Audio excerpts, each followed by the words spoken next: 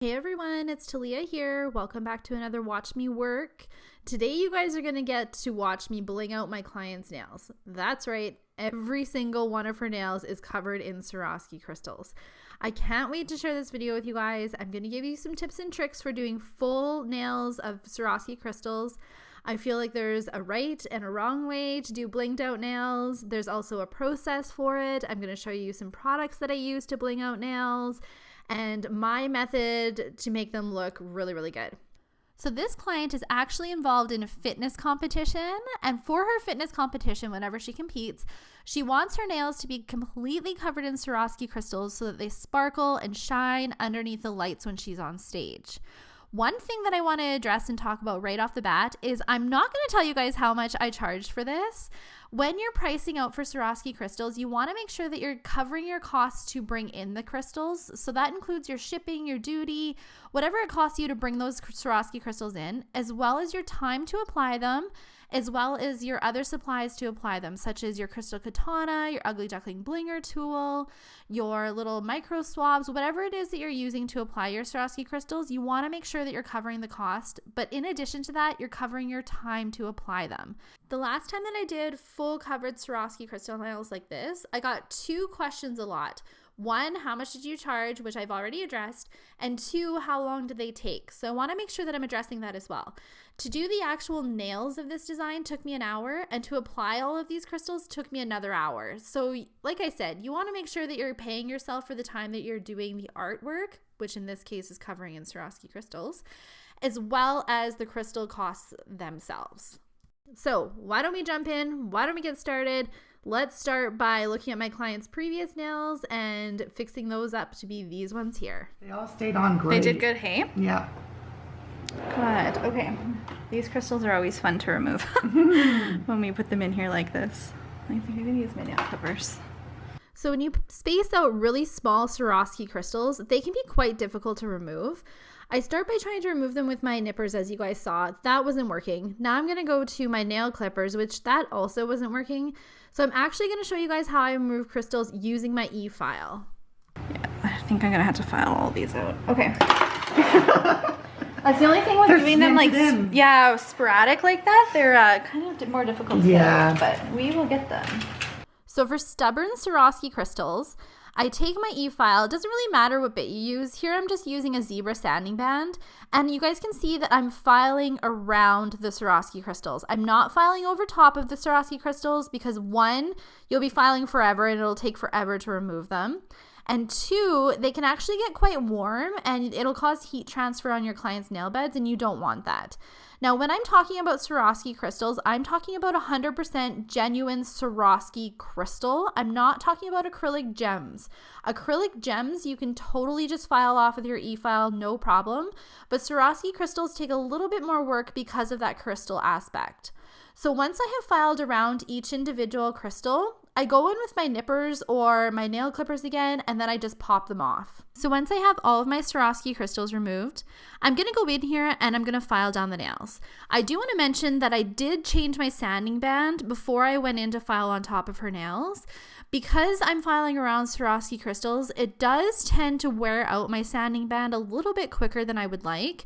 And if you have a worn out sanding band and you're trying to file your client's nails, it can cause heat transfer and it'll take a lot longer to file off your client's nails. So I usually change my sanding bands once I notice that either it's like heating up too much, or if I'm noticing that it's taking me longer to get the product down than I would like. For this specific client's last fill, I actually did the color on top, as you guys can see, which makes it so much easier to file out than embedding. But I am finding that I don't know if I'm liking the color on top technique. I like it, but I don't. I have like a love-hate relationship with it.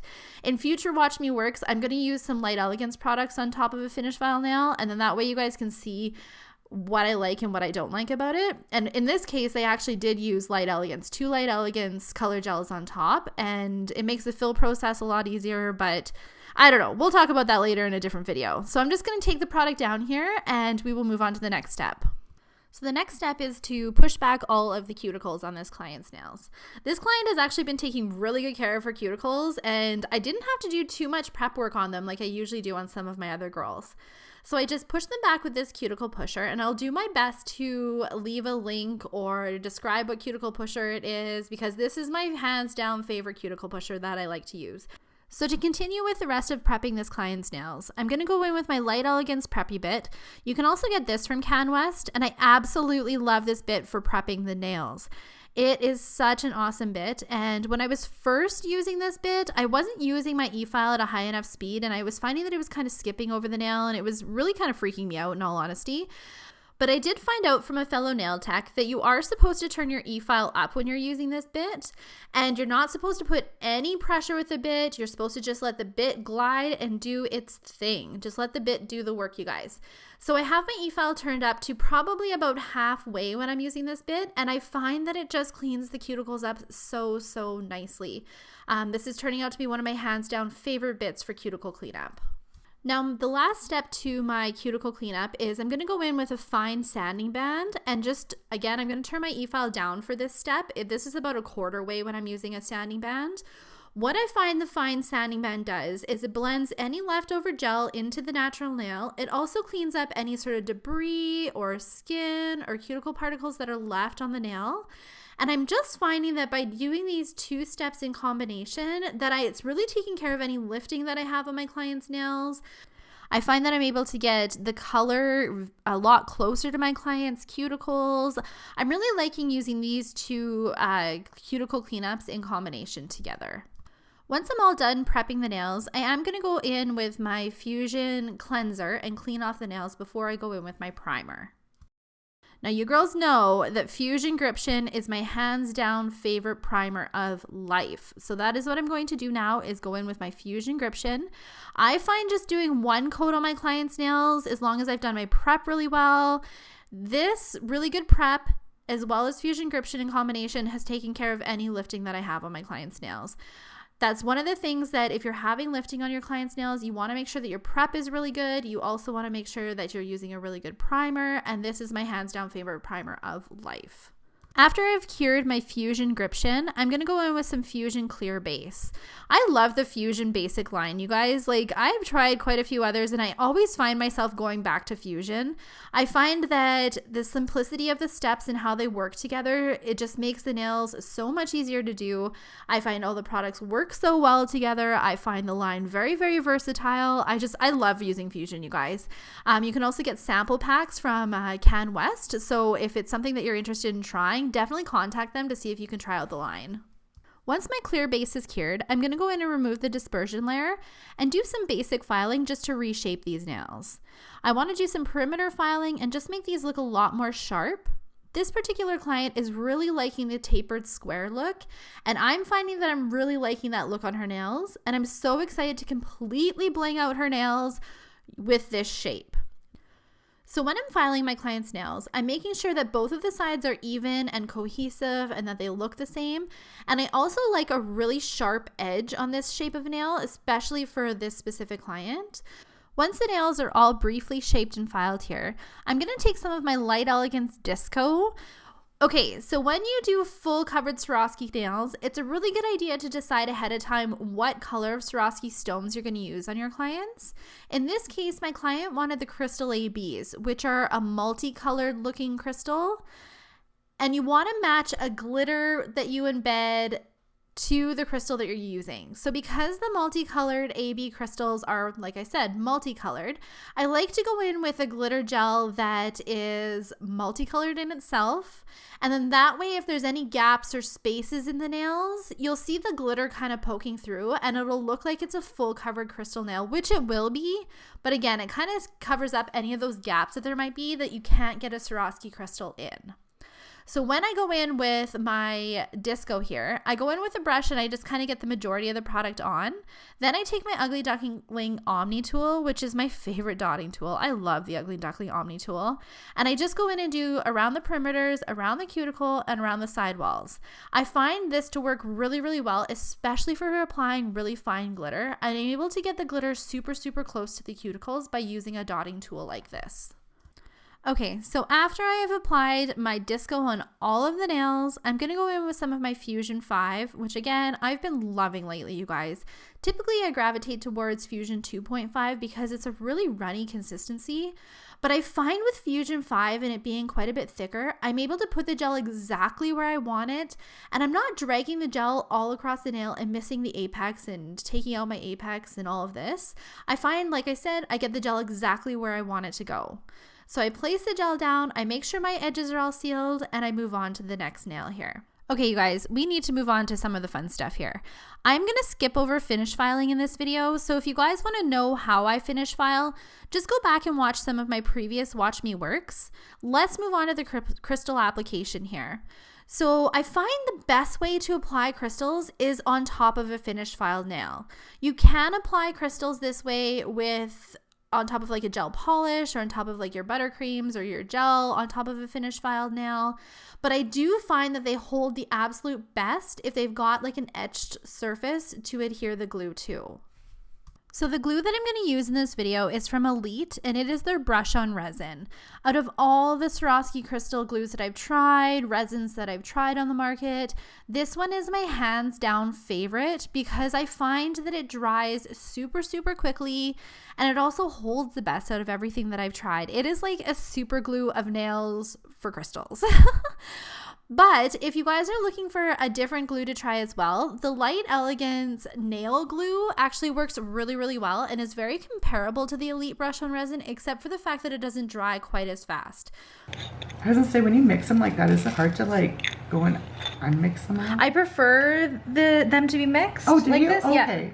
Yeah, so it's okay that I'm doing this. I was like, look at how much work I create for you. No, I prefer them to be like this. I typically use a bunch of different sizes of the same color, so Okay. My only thing is I hope I have enough of the really small ones. Pretty sure I ordered a bunch of these for you last year. Hey, These are probably the same ones from last year, in all honesty. So today I'm going to take my Ugly Duckling Blinger tool. This is a new to me crystal application tool, and I'll give you guys my review of this later on in the video. For the glue application, I'm also going to use these pink Microswabs. I get asked where I get these, and I actually get them off of eBay. I can't remember what I search in order to find what they are, but that's what I'm pretty sure they're called, is Microswab applicators, something along the lines I remember like that. when you got that glue for the first time, you're like, I have to work so fast with this. I do have to work. You have to work really fast with this glue. Once it's put on, it's stuck on. It is. I remember when you did this last year, so many people were like, how did she make them look so perfect? Like, everything is so symmetrical. I feel like with bling nails, that is the best way. They look the best way if you make them even and if you follow a path. Like I mentioned to my client here, I feel like there is a really good way to make full covered nails of Swarovski crystals look the best. So the very first thing I do is I start with a really big crystal at the back closest to the cuticle. But you do want to make sure that the largest crystals that you're using are a good size comparison to the nail that you're working on. So for example, this is a pinky nail, which obviously is quite a bit smaller. So the largest crystal that I used in the back was an SS16. Typically, if I'm going to work on larger nail plates, the largest crystal I use is an SS20. So you do kind of want to judge the type of nail that you're working on and base your crystals on that. So the medium-sized crystal that I'm going in with on the sides there, those ones are SS9s, and then the really, really tiny ones that I'm going in with here are SS5s. So typically on a nail, I'm going to work with 3 to 4 different sizes of Swarovski crystals. In this case, it's 16, 9, and 5s. And what I do, like I said, is I put the one crystal at the back closest to the cuticle. Then I go down with my next size of Swarovski crystal, which was the 9s, and I do 3 of those down the center of the nail first. Then I go in with an SS5 right at the tip. Then I work my way back and I go back to the crystal, back to the closest of the cuticle there, and I go in with some SS9s. And then after I have all my SS9s on, I go in and kind of fill in the gaps with SS5s. I'm going to show you guys again on another nail so that I can make this a little bit more clear, but I do find that having a pattern and having a rhyme and a reason to where you're applying your crystals looks so much better in my opinion than just randomly placing crystals wherever.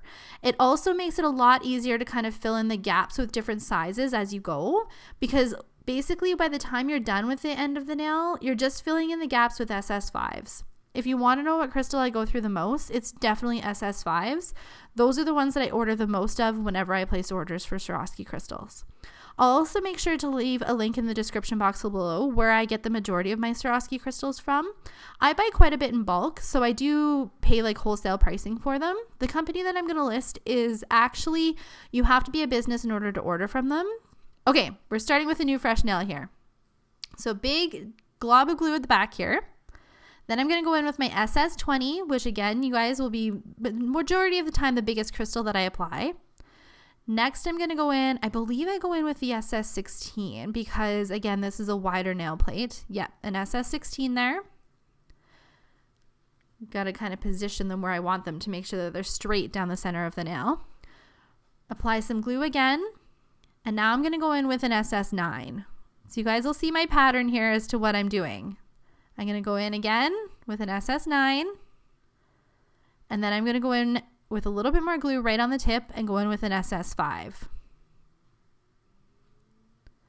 Or if an SS9 fits, I'll put an SS9. It kind of depends on how much is left in the nails. So the next process is some SS9s at the back, and you guys can see that I'm positioning them in between the two crystals. This way there's no gaps or anything. It'll just be one cohesive look.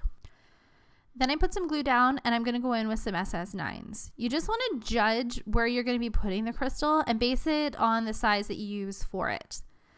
So then I'm going to take some glue and I'm going to go right in between the SS9s there, and I can totally fit an SS5. So you guys see my process here. I'm filling in all the little gaps. And I don't like to put too much glue down at a time because this glue does dry super quickly. Okay, so again, when I put my crystals down, I'm going in between the two crystals so that there's no gaps in between the Swarovski crystals. And then I have definitely some room in here to go in and fill in with some SS5s. Okay, so once I have my SS5s placed down there, I'm going to go in and fill in the back here. So again, I just dab glue right before I'm going to put Swarovski crystals down because the glue dries super, super quickly. You also want to make sure that you're not flooding the nail with too much glue because then it takes too long to dry and your crystals will probably move all over the place.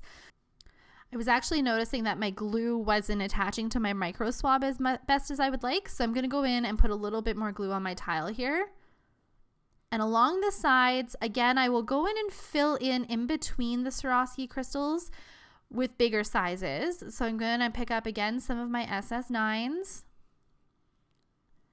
Go right in between the crystals there. I think I can get 2 SS9s there. And if there's any really small gaps, I go in with my SS5s to kind of fill them in. I do have SS3s, but I have very few of them. And their SS3s are really, really, really good like gap fillers on Swarovski crystal nails. But at the same time, they're so tiny that I hardly reach for them. SS5 is the one you can see there that I'm going in with an SS3. But again, it's just because I wanted it like right on the tip of the nail. I don't use SS3s very often though. It's mainly the SS5s that I carry a lot of. So same thing on this side.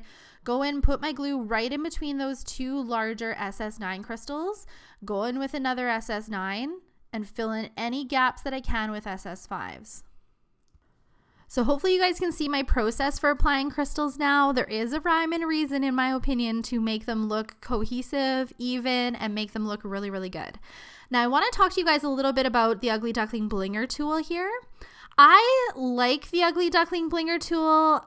I don't love the Ugly Duckling Blinger tool. And the only reason that I'm saying that is I do find that it's difficult to pick up the larger Swarovski crystals with the Blinger tool. I find that the Blinger tool doesn't hold them as well and they do fall off quite a bit easier. But the pointed tip works really, really well for the SS9s and SS5s and any smaller sizes than an SS20. But I do find that when it starts to lose its stickiness and I want to go sharpen it on a file, I find that the head of the wax kind of like moves around a little bit and I don't particularly like that. So I think I'm going to go in with some glue and try and like hold it on there a little bit better. I do like how pointy it is though, especially for the really, really fine crystals. It picks up really small crystals perfectly well.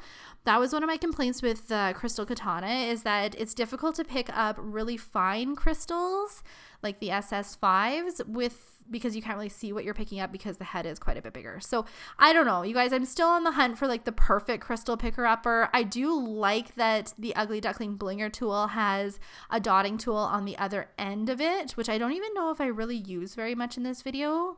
So far I haven't used it. I've just been using the wax pencil to kind of move it around. But I just, again, have another suggestion. I wish that the dotting tool on the other end was a finer head. If you guys use the Ugly Duckling Omni tool, the really, really fine end on it would have been, in my opinion, perfect to put on the other side of the Ugly Duckling Blinger tool. So I don't know. It's not my favorite, but at the same time, I don't really know what my favorite crystal picker upper is, and it works really well for the smaller crystals, which is what I use the majority of the time. The larger crystals, I typically just use like 1 or 2 in a design, and it's mostly the smaller ones that I use. So hopefully that helps give you guys a little bit of a review on the Ugly Duckling Blinger tool. I feel like if you have a pattern to putting crystals on, it really helps though. Like instead of just, you know, putting them wherever you want. Yeah. But you're right. If you have a pattern, then you don't have gaps. I don't want gaps in your nails, like of the bling. Like I want the entire thing covered in bling. Well, then you don't end up with your hair catching in it either. No, exactly. Like, I rarely ever have that problem. Only when they grow out, like when they get to the edge and they've grown out a little bit in the shower. If I'm not careful, I'll catch them. But I remember last year when we did this, I lost very few. I was shocked when you came back.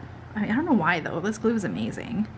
But I don't know. I felt like because every single nail was covered, maybe you would lose a bit more. But I had only lost like 4, I think. Yeah. And they were all the little tiny ones. I didn't lose any of the bigger ones. I remember that. I was impressed myself. Well, and that's why I put that sparkly base down. Is that way if you lose any, you can't really even tell. It must be hard when they get like that full. It's almost really probably got to look carefully, hey? Yeah, and like when you were turned on the side there, that's when I was kind of noticing them. And I wish I had more of the size 3s. I keep very little of them in my collection because they're just so tiny. Yeah. But I could easily use them to fill in some of your nails if I had more of them. I don't think I do. Oh, here I see one. Okay. Just like right here, it's kind of bugging me. But a 5 is too big, so I need a 3. Crap, now I lost it. Is that the ones that you had in the paper? No, those are 5s. Oh. Yeah, the 3s are just 3s are even tinier. I know, they're so tiny. My eyes are like going sideways looking at all these. What's this one right here? A 5. Oh. I was like, that's a teeny, teeny one. They're super small. I swear I just saw one. Let's see if I can see they're even smaller than that I one know. too for you. Okay, well, I'm gonna shove a 5 on there then. We'll just layer it up a little bit. And now that you said that, like looking at them, you can see that they're all the same. Those 5s. Okay, there you go. Let's keep them flat. So I've gotten asked before why I don't use the brush from the brush on resin. I find that if I use the brush that it applies too much glue, and I find that I'm almost like flooding the nail and it takes a little bit longer to dry. I find using the pink Microswabs applies like the perfect amount of glue, and you can get the Microswabs in different sizes. The pink and purple ones that I found on eBay are my favorite size. The other ones that I found are a little bit bigger, and I do really like the size of the pink and purple ones. They're quite a bit smaller, which is great for applying the amount of glue that I want to put on.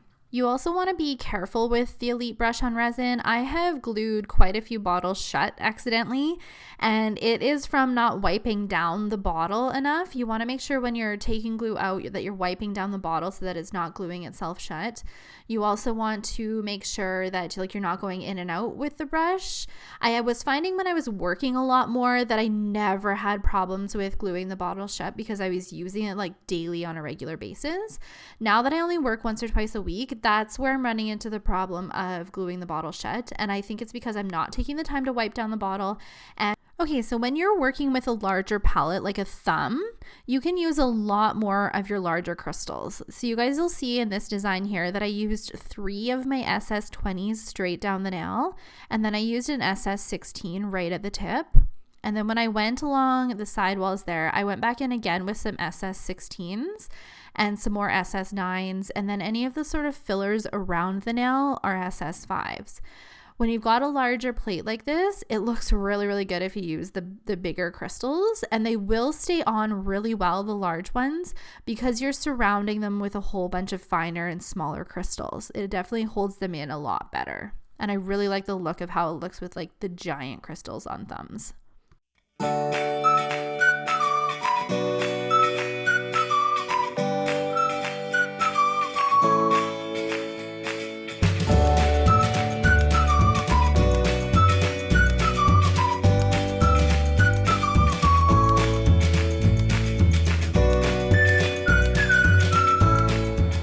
All done now. Okay, and then I do a little bit of top gloss, but never on top of the Swarovski crystals. The top gloss that I'm using for these nails is the Wildflowers Metallic Top Gloss. I freaking love that stuff. That is an awesome, awesome top gloss. So when I'm going in with my top gloss here, I never go over top of the Swarovski crystals. If you go over top of the Swarovski crystals with any sort of top gloss, they will lose their sparkle and they will lose their shine. And in all honesty, with the Elite resin or any resin, it is just not necessary. So what I'm doing with this top gloss is I'm going in and I'm just kind of filling out the sides here. I'm taking a smaller brush and I'm surrounding the crystals closest to the cuticle. That way I don't get any top gloss on the skin. I'm also taking the top gloss and sealing off the free edge. What this does is it's kind of going to add like a little bit of a barrier and a protective layer for your Swarovski crystals. I don't really know if it's necessary, but my client did say that she finds that the crystals don't get stuck in her hair as much when I do this step for her. And I do find that it'll sparkle up any of that glitter that you can see through on the sides. So the finishing touches for these nails is to just add some cuticle oil and some lotion to my client's hands. This client gets every single nail blinged out with covered in Swarovski crystals once a year. I absolutely look forward to this time. I look forward to blinging out her Swarovski crystals. She actually took the time to count how many Swarovski crystals I put on her, and it was over 200. That's crazy. So like I said at the beginning, you guys want to make sure that you're charging for your time to apply. You want to make sure you're applying to cover your costs to bring in Swarovski crystals. And I hope this video gave you some tips and tricks for applying Swarovski crystals. Like I said multiple times, I feel like if you go with a pattern for applying full covered Swarovski crystal nails, they look so much better. That's just my personal opinion. So thank you guys so much for taking the time to watch. I hope that you enjoyed this Watch Me Work, and I'll see you guys in my next video. Bye!